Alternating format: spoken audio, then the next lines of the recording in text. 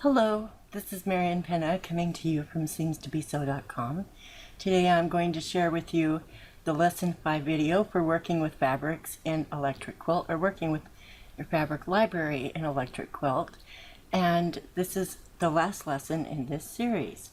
Today we're going to discuss how you create your own fabric library, your own default palettes or your own custom palettes for projects that you're working with. We only need Electric Quilt today to work with this, so that's what I'm going to use. That's all we need. So we want to open Electric Quilt. We don't need any projects open, so you could just cancel out of the window, close your tips window, and go straight to your fabric library. When your fabric library opens, by default, it opens to the default palette for EQ, which is under the by category. Let's say you want to take and you want to change your default palette. You can either highlight all your fabrics or just a few fabrics. In this case, I'm just going to do all of mine. Now I want to make a copy of them just as a precaution, so I'm going to copy them. I'm going to send them to my library. I'm going to add a library and call it EQ Default Library. And I'm going to change it to 1 because I only need 1. And then I'm going to open up my custom libraries, open it to style, and I'm going to paste them all there. All 80 are here, so it's full. Now I can go back to Sketchbook. I can highlight all of these. I can delete them.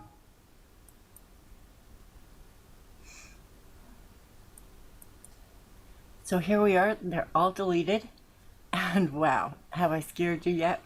Well, just remember that we made a backup.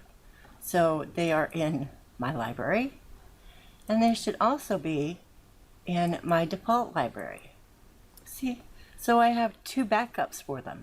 And if I don't, and not only that, I have them saved here also. And EQ, remember we talked a few weeks ago about where your projects are saved, where your own personal libraries, blocks, projects, everything is saved in your user account for Electric Quilt, whether it's under My Documents or under My Documents EQ7, or whichever version of EQ you have, or your specialized folder that you created when you installed Electric Quilt. It's going to be under the user folder, and this is where all your own personal stuff is. As you can see, I keep older things here that I have saved, like all of my batik fabrics are here right now. I moved them in so it'd be a little bit easier for me tonight to work in my fabric library, because sometimes it does get really heavy, and so I move them in and out just based. And all you have to do is just move the folder into another folder, and EQ won't see what's in here. It's only going to see what's in this folder. So you can keep that in mind if you ever are wanting to organize a little bit. So now we want to start adding some fabrics to our palette, because we don't have anything in our sketchbook. So that means when we start our next project, we're not going to have any fabrics. So let's go ahead, and if you wanted to, let's say I want to put in some of my fabrics that I've downloaded. I could take and I could just add 1 or 2, or I could add them all. Just select all, Control A on your keyboard, and add them to Sketchbook. And maybe I want to come over to Christmas and I want to do the same thing.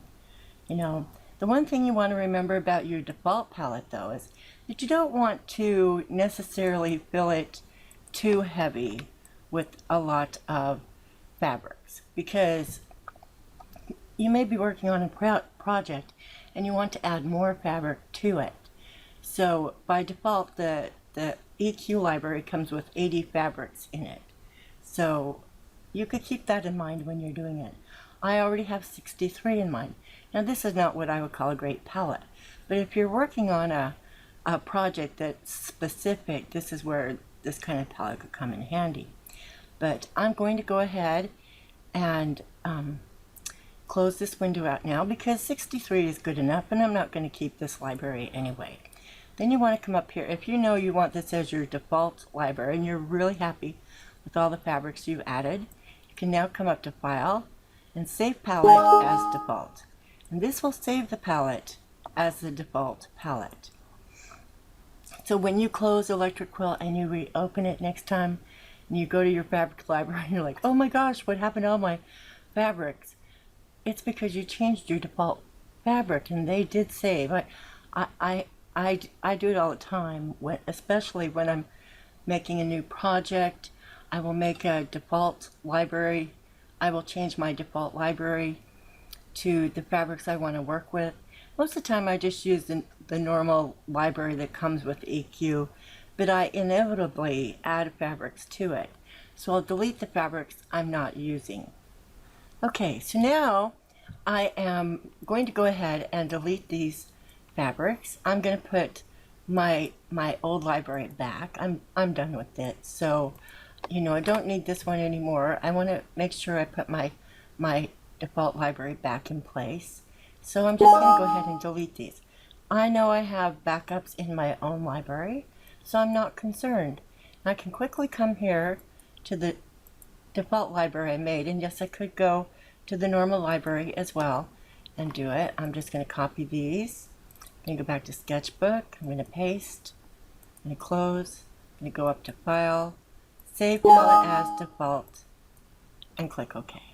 And voila, my palette is back in place, and I do not have to worry. So if I make a box, I come to Color, and all my fabrics are back in place. So I can, it's all good. I should have showed you that when I had my other one in. But in all seriousness, I do this, I create palettes all the time. I enjoy creating a palette prior to doing a project. Let me show you why. I've opened this picture to kind of give you an idea of why I do it.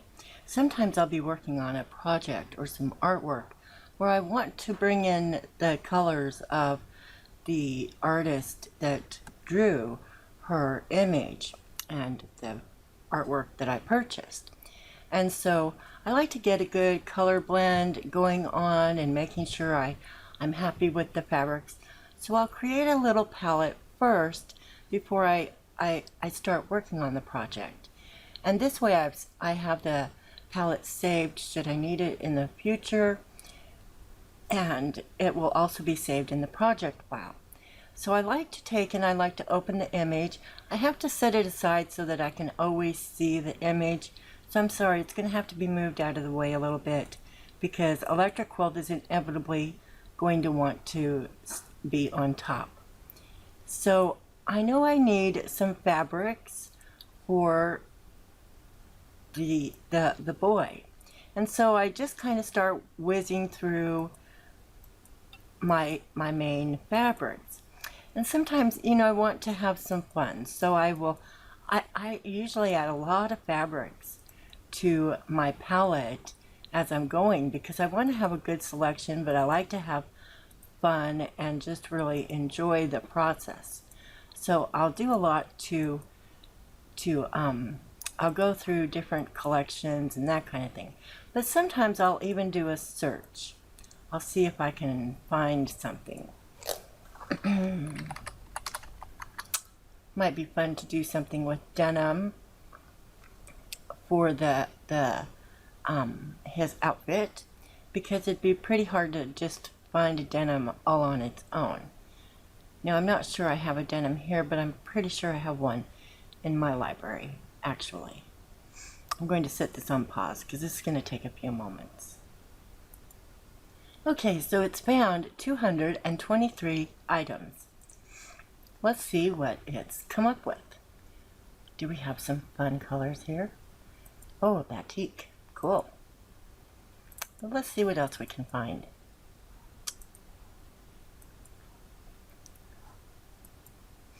I want to try it. I usually like to stay within the artist range. It's really rare that I will buy actual line art where there's no coloring at all, because I always think of myself as not creative enough to put some color in. But I could put my own colors in, and it's not like I can't. All of the block of the months for this year, the artist did not color the artwork in. It's all line art. So it's all my own color imagination when it comes to coloring those. So it's been quite an experience just to be doing those. So I found a few, and a few that I can live with. I'll kind of just do another stroll through here. See if maybe there's something else I wouldn't want to try. I'll go with a dark just as a precaution. Okay, so we pretty much know we're done with that, so we can go back to our library and we can just kind of go through here again. I'm not going to sit here and do the whole boy, because I've already made a pattern out of this image. I'm writing the pattern now, so I'm not going to go through all this again, but what I'm going to show you how to do is how to put this into a project next. So next, we know that these are now in our sketchbook. If you come here, you can see these are the fabrics I added. Now, I'm not going to want to use any of these fabrics. I've just decided, no, that's it. No, I'm not going to use them. So I'm just going to delete them out of my sketchbook. And here they are, just that's all I have to work with. So when I draw something here,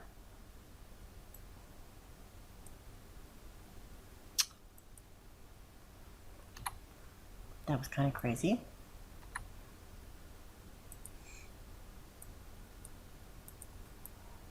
When I draw something here and I go to my fabric palette or my sketchbook fabrics on the color table, you can see that's the only fabrics in this project.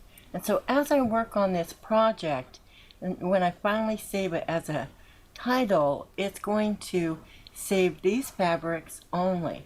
It's not going to save the default library palettes.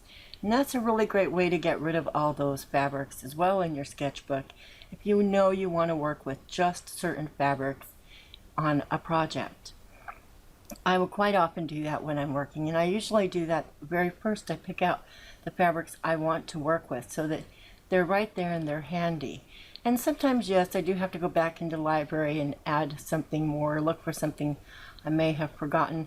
But for the most part, I'm ready to color once I'm ready to color. The other thing I can mention here is that when I'm done, I also like to take and put them in my library. So I will make a custom library, Marian's patterns I usually call them. I used to have a lot more here, but I'm weeding them out because stuff I'm not working on anymore doesn't really need to be here. So I would make a project here and I would add it.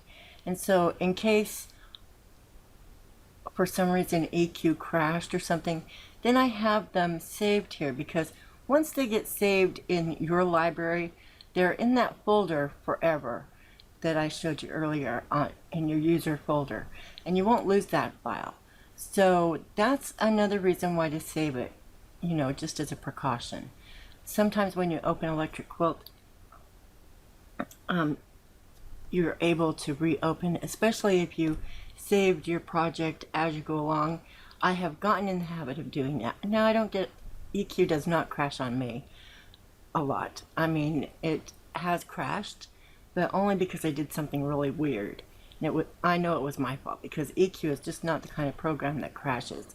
It just doesn't. You know, sometimes you know, it's because it's usually something you did on your end. I mean, I'll pass that along, you know, and when it has crashed on me, it's always been in the pieced work tables. So, because I'm not proficient in that either. I'm just, I can draw in there, but it's not my forte. So these are the little tips I wanted to give you. about working with your fabrics and your palettes and how to create them, how they get saved. I hope I've covered everything there is to working with fabrics, and I'm sure I've probably missed something, but that's a future lesson. But for the most part, I've really covered everything you can do with fabrics in Electric Quilt. If you have any further questions down the road, or you have a question, you're certainly free to contact me, and I will do my best to answer. But I strongly also recommend you write to EQ's support as well, or look in their forum or in the help files, because EQ support is, again, fabulous. I wrote to them this past weekend myself, and they answered right away. Monday I had my answer. I was pretty excited. So that's a future lesson probably. So I will talk to you later, and I hope you've enjoyed this series. Bye bye for now. We'll see you soon.